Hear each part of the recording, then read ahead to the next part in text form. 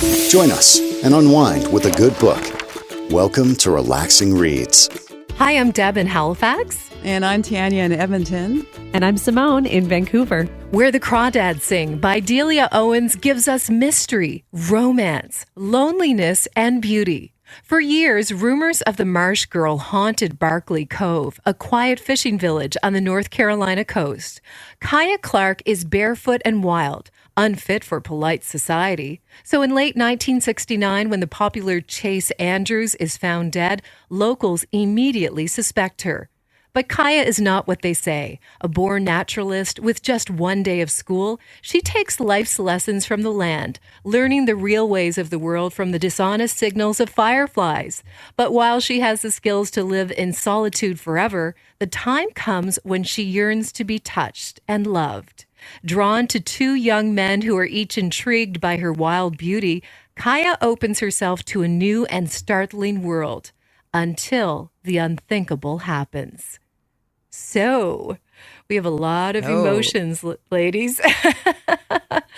What were your first thoughts? Tanya, let's start with you. Oh, well, as I'm reading it, I just, that the feeling of abandonment that comes to her, when her brother and her two sisters leave, and then her mother leaves, and then finally Jody, the brother closest to her, leaves. It's just like it just wants to rip your heart out, and it's just that kind of heartbreaking loneliness that she must have felt, which I think we can all kind of identify with in some respects of being lonely at times, but this is on a whole other level. And that's what I really took away, was just this little girl, 6 years old, and she's left with, a dad who's a drunk, basically, and everybody has left, and where do you go from there? So I just thought, that abandonment really was just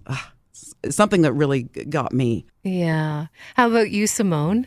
I would have to agree with that. I also started reading this book, I want to say about a year and a half ago, and I got a copy of it, and I was going through it, and it was during the pandemic when many of us were facing like isolation and going periods without seeing people. And there was just a part of me that couldn't get into it. Like, I felt all those feelings, like it was really hard to read about that. And then I just didn't feel as connected to the story. And I got to, I want to say like 100 pages. But then when we chose this for the book club and I gave it a second go, now that it's, it became a major motion picture, I was like, you know what? Like, there's been so many great reviews about this. Not sure why I didn't get into it. And then I picked it up this time, and I don't know what it was. Maybe there was a better focus for me.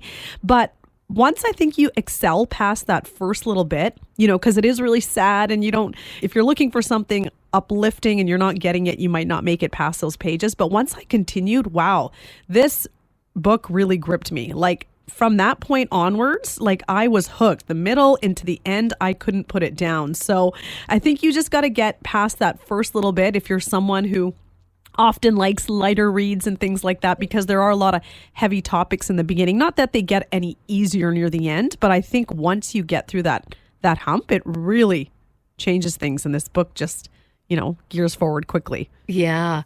I'm the same with you, although it wasn't about a year or so ago. For me, it was just recently. It took me a few tries. I picked it up a few times, and there were other things going on. But once I got into it, I thought, oh, this young girl, wow, she's got these, heavy things going on in her life at such a young age.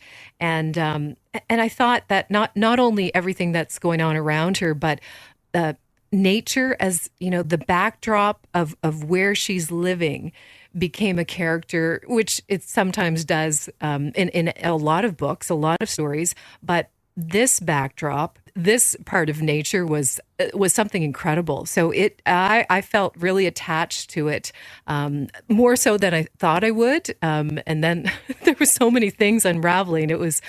I think it's been one of my favorites. Yeah, I'd probably say the same for me. So the author has said Kaya is every little girl and one in a million. She is all of us. Did you identify with her in any way? Simone, we'll start with you. I mean, there were not a lot of things I could say I would identify with her. I mean, I didn't grow up alone in a marsh, but the part I did kind of relate to was just that whole vibe of, being different and going to school. Like me growing up South Asian, there wasn't a lot of South Asian people in my school when I was younger. So it was a little bit of that when she would go in and, people would laugh at her and kind of giggle and snicker and she didn't know a lot. Like that part of it, that little part of being younger and being bullied or not feeling quite comfortable, that part I definitely related to. Never actually was in a love triangle. Would have been nice to relate to some of that a little later, but I'd say Absolutely. that was kind of it for me when it came to her character. How about you, Tanya?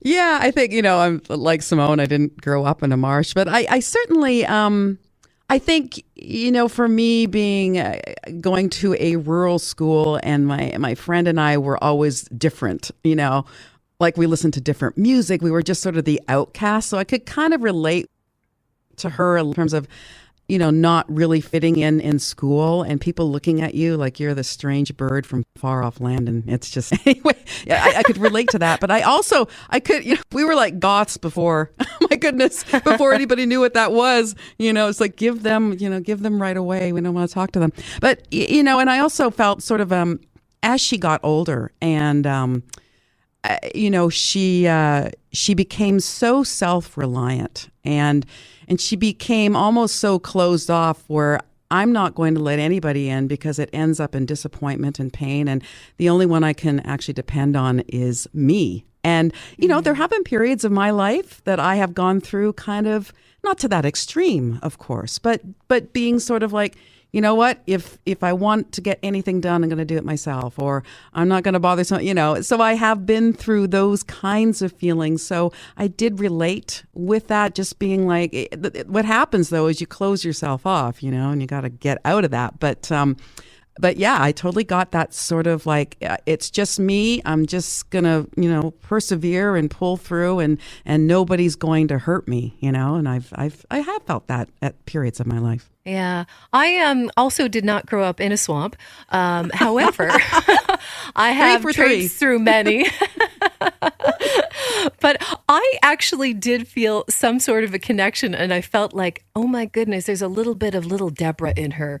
And I think because I felt like I had a lot of friends, a lot of different circles of friends growing up, but also felt a little lonely at times, even though I had great friendships and great family and wonderful people I was surrounded by. But I don't know. I've always thought I'm a little quirky and I'm a little over here sometimes. I can come back to this circle, but I'm really okay on my own. And if I'm going to be alone, then, hey, I can do this. And I think as she has proven that you can do a lot more than you believe sometimes in yourself. And do I really need that group of people? Do I need to be part of whatever they've got going on and believe that to be the all and end all? But I also think that I was feeling connected or somehow with her identity because little girls who become little women, there are so many pressures and so many people telling you about who you should be and what you should do that I felt there was a little bit of that with her. And boy, oh boy, I mean, if she could build on that strength or find that strength and pass it on to others, that's a pretty powerful thing. Mm-hmm. Yeah, absolutely. Mm-hmm. So the townspeople, both the kids and the adults, are not very kind to Kaya. They call her the Marsh Girl. She was bullied at her first day of school. She never returned. How do you feel about the town not caring for this child? Simone?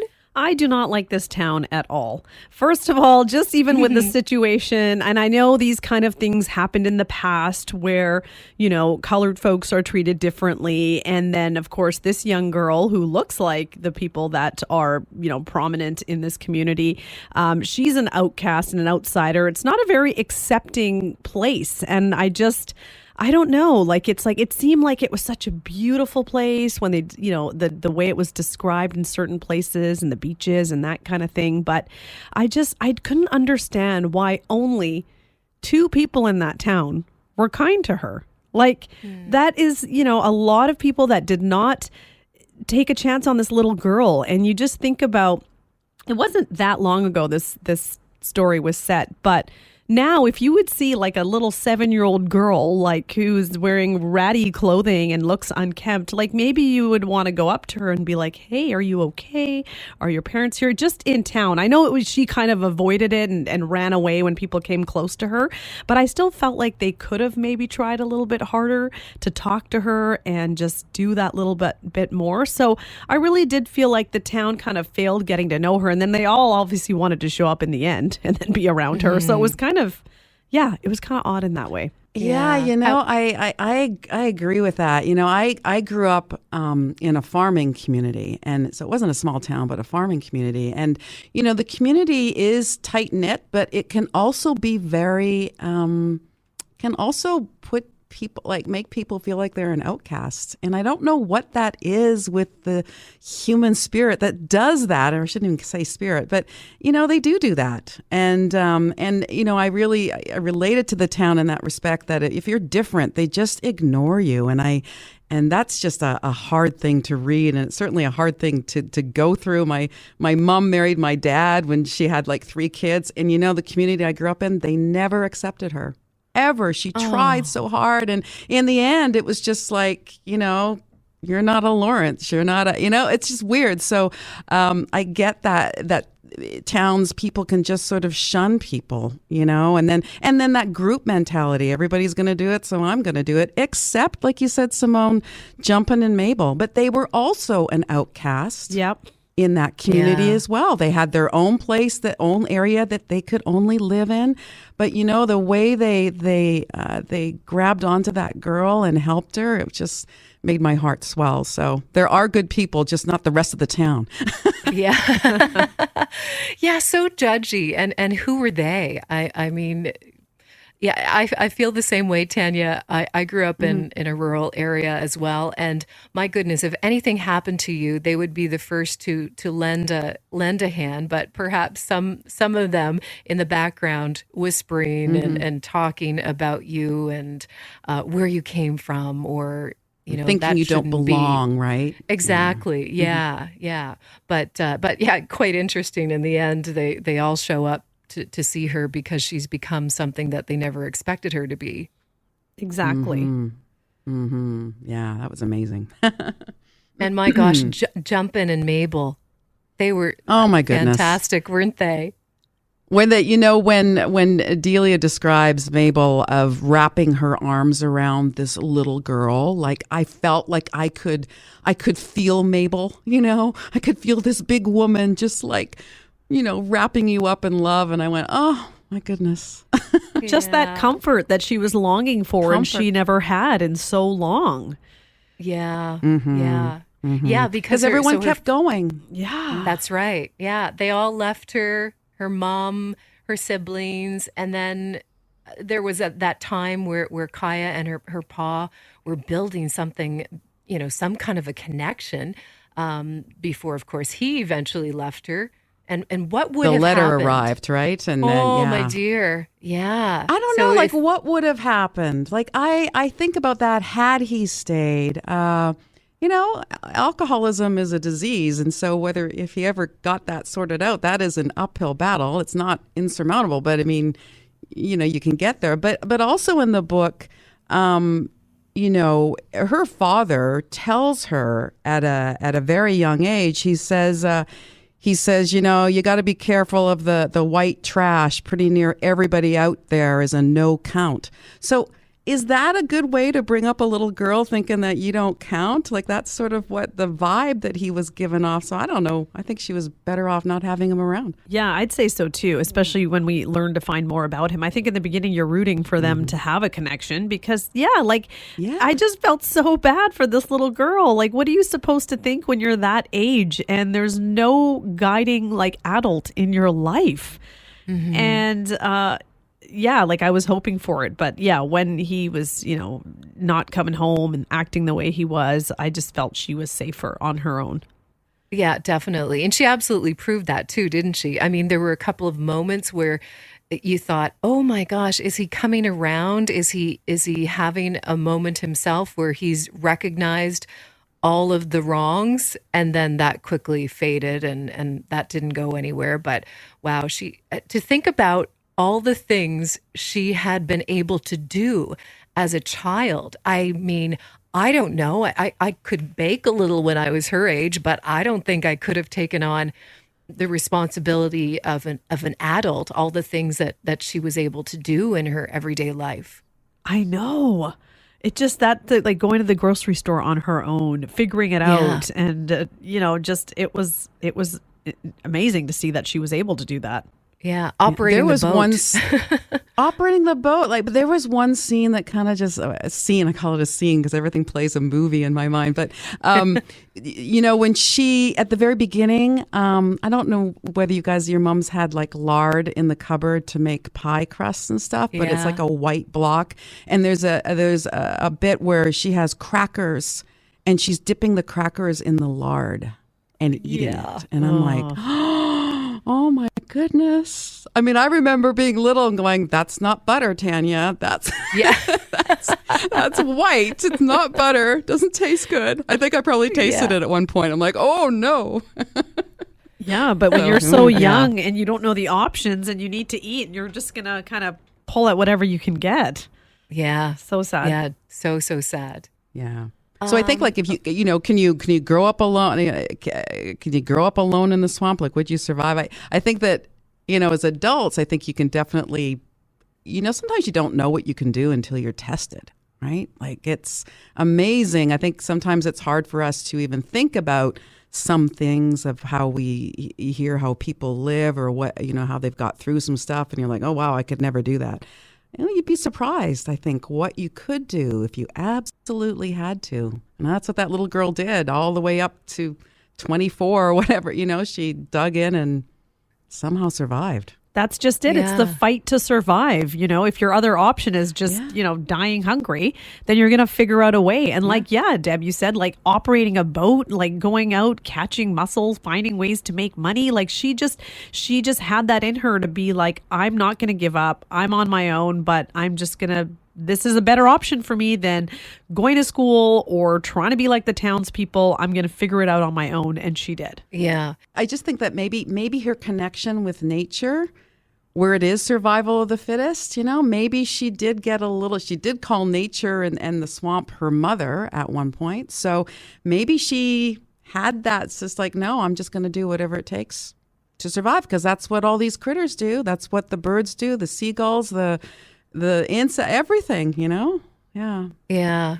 It was in her. She just somehow knew, even though, she probably took some mental notes about what was happening, with her mom. Maybe she noticed a few things along the way, and obviously with her dad too. But, and I guess in impoverished areas around the world, or back in the early 1900s into the Depression, there were probably a lot of children who had to take over certain roles because they lost their families, they lost their parents, so they had to become an adult a lot sooner than anybody had hoped they would or wished they would. Yeah, definitely. Yeah.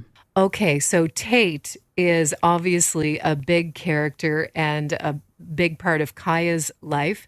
How do you feel about his discovery at the end of the novel? And did you expect it? And does it change the way that you view the rest of the story? Simone? I did not expect that at all. That was a big surprise to me. But in a weird way, it was a pleasant surprise because, I was like, wow, she did it. She pulled it off. And she outsmarted, outwit, and outplayed everybody. And it was just one of those moments where, you were like, you knew she could do it because she's always been on her own and she's got the resources and the tools and she knows the marsh and everything better than anybody else. But at first I thought she did it. And then there was in court, I was like, nope, she didn't. And then I was like, maybe it was Tate. Maybe Tate did it. Somebody, or maybe Jumpin did it. And then when I found out that it was her, it definitely changed things for me, but in a positive way. Like I didn't hate her and I didn't think it was unjust. Yeah, Tanya? I think I didn't expect it. I kind of thought it might have been jumping because he was the only person that she told who had hit her, right? Because he asked her about her face, and he was the only person. She said, "Yeah, it was Chase who hit me." And I thought, well, maybe there's something there. And then, Tate had like the red toque or the red hat, and I thought, well, maybe he did, and then somehow ended up in her cabin. I don't know. And then you find out towards the end. But I didn't believe, like, when she was in court, I didn't think that she had done it. Like, I still believed that someone else had. And then when it was revealed, I went, oh, that makes sense. Actually, it makes sense. And to what you were saying is that how she figured it out. In the courtroom drama, they went detailed, like how she could have possibly done it, given that she went to that other town, and they laid it all out. And I was like with them going, yeah, she never could have. But she knew the land back and forwards and sideways. And it's like when it was revealed that she did, it's like, of course she did. And she of knows course she did. And she knows the tides when they come out and when they come in. Yeah, that was a big one. Yeah. And I thought her lawyer was excellent because it was like, oh, you thought you saw a frame of her, but that could have been anybody's frame. And then it was the person on the bus. Did she dress up like a man? And now it's like she probably did dress up like that man. Did she borrow her siblings or her dad's clothing? But it was just, like this is what I'm saying. When I started this book, and I couldn't get into it. It was just a story of this sad little girl. And then once you get into all of this, like this love triangle, all this nature, and we haven't even mentioned the poetry that comes to play in this book. Yeah, and then the courtroom drama, and like, wow, there's a lot to unpack in this book. There really is. And I guess I too was surprised, but I guess, looking back, we should have known, or because she knew, and she knew nature so much better than before she ever knew people or understood people. So it does make sense that she would be able to do this and accomplish what she had set out to do. Yes. Yeah, absolutely. Yeah. And you mentioned, how poetry plays a part in this book. And that was one of the things that I was wondering about, was sort of the significance of the poems, because she found that her mom had written, and then she was reading poems, and Scupper, Tate's dad, said that poems aren't for sissies. They make you feel something. And I'm wondering, was she reading the poems because it did make her feel something? Like, what did you guys think of the poems throughout the book? Oh, yeah. I loved it. And I loved that his dad was so into it. And can we please say how much we love Tate and the fact that he taught her to read. And I was so impressed with her ability to move forward, even though she really had nothing, or felt like, oh my gosh, this lonely world that I live in, how can I know and learn what's beyond what I have right here in front of me? And then this guy comes into her life, and so gentle and loving and providing, by beginning to teach her, how to read. And then the poetry came, and I don't know, I fell in love with that whole aspect, their relationship. Yeah, I really love Tate too. And I enjoyed the poems. Obviously, the last poem in the book was my favorite. It's about the fireflies. Yes. The others were a nice touch. And, I'd go back and try to kind of understand what some of them meant. But I think for those who are big literary snobs, the writing in this book and the way things are, it's so descriptive and well written. I think you would enjoy that. And maybe that was another reason I didn't get into it at first, because I felt like it was almost too much for me, too much description. But once you realize where that's all coming from, and then you tie it all in, it's actually really nice. It's a nice little bow for this package. Yeah, definitely. Yeah, absolutely. Like I'm not, when it comes to poems, I'm not that savvy with them, because I feel I try to read them going, Tanya, seriously, just figure it out. But it just eludes me most of the time, except that last poem in the book. Amazing. That was a winner, wasn't it? Yeah. So the author writes a lot about the relationships between women. And Kaya's mom has said, women need one another more than they need men, but she never told her how to get into the fold. And even Mabel said that, you have to have women friends because they just how does she say? You need your girlfriends because the clutch of women is the most tender, most tough place on earth. And I think all of us can relate to that. When you have girlfriends, it's like you can love each other and then you can hate each other. But in the end, we all have our backs, right? They have our backs. And I wonder, the author talks about these relationships with women and how important it is through the characters. But Ma leaves. And, and Mabel also doesn't leave, but tells her about women too. But yet she's never able to she's never able to connect with any women. I mean, certainly it's all been men. It's been Tate, her brother. She never really knew her sisters. Her mother left. Mabel is the only one who was ever kind of a figure with her. And as for the girls she saw on the beach, I mean, she just nicknamed them. But I think she always wanted to get in there, be with them, but she couldn't ever be there. So what do you think the author is trying to say? It's like, I'm going to tell you that it's important, but I'm not going to let you have it. It's weird. Yeah. It's weird, but we are complicated beings, are we not? Yes. I 100% agree. Like, to have a relationship, to have girlfriends and women in your life is really, truly the most beautiful thing. There are moments where we have to step away and breathe and give each other the respect and the space. But yeah, coming back to those relationships, I felt for her because she wasn't able to get that. But again, coming from, those women that she had in her life didn't really tell her how do you go about this, and invite her to, I don't know. Yeah, I love the nickname she had for those girls that she would never become part of their group, the tall, skinny blonde and the round, chubby cheeks. But that's just it. I think if you've never experienced it, you don't know what you're missing. Sure, people talk about it, but I think, often it's said men are more simpler than women. And she kind of lived a very simple life. And that's what she chose. She wanted to, there were times, obviously, the isolation was hard, but there were times she craved it and wanted to just be out there on her own. And with women, we want to know everything that's going on in our lives and talk about things and do things. And maybe it was too big of a commitment for her. But again, that's just it. She never had anyone to kind of tell her, and lead her into that direction. And there was nobody her age she really could connect to outside of those girls. And that never happened. So I think at the end of the day, maybe she didn't even know that she was missing something because she didn't have any experience to base that on. Like we've been lucky enough to have good groups of girlfriends or maybe siblings and our moms and things like that. But if you don't have that, you don't know. Mm-hmm. True. Yeah, it's so true. Amen, you don't sister. know what you don't miss what you don't you don't miss what you don't know.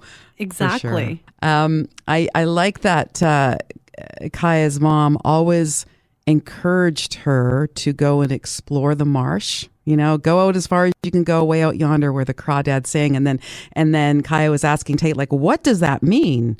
And he basically said, just means far in the bush where critters are wild, still behaving like critters. And I was like, well, what does that mean? Does that just mean, did her mom just want her to just be yourself, don't be affected by anybody, live by your own rules, be one with nature? Was she somehow wanting to protect her daughter in a sense of making sure she became self-sufficient by watching the animals and the birds because she knew she was going to leave? I don't know. What do you guys think? I don't know. That's a tough one. Like, obviously, as a mother, she's probably going to give her the best advice she can. But I think her situation where she left her hometown, moved away with Kaya's father, didn't really work out well. Maybe she felt like she never really got to live her life the way she had wanted and experience things how she was hoping for. And the ultimate result was her leaving because it just became too tough. So maybe for her daughter, it's some of those, like have the strength to find your independence, find who you are, and be happy in the company of yourself, because then you'll be better able to kind of make those decisions for you and not base it on, I am doing this to make somebody else happy or for them. You're choosing your own happiness. So I think there was maybe a tie in there because the mom was miserable, and maybe it was like she would see her daughter go out and enjoy the marsh and spend time there. So it was a way of her just being like, find a place that's just where you can just truly be happy. And that's where Kaya was happiest. Well said. Yeah, I think you're right. Exactly that. Some of us like, wine on the beach. Some of us like boating in the marshes. In the marsh, right? Just find your happiness. I'll go for the beach. And I think, we've all come out of long stretches of isolation through the pandemic. So it's like now we can actually make those decisions of what does truly make you happy. Surround yourself with the people you want to give your time to and be around. Like if there's anyone who brings an energy you don't like, just say no.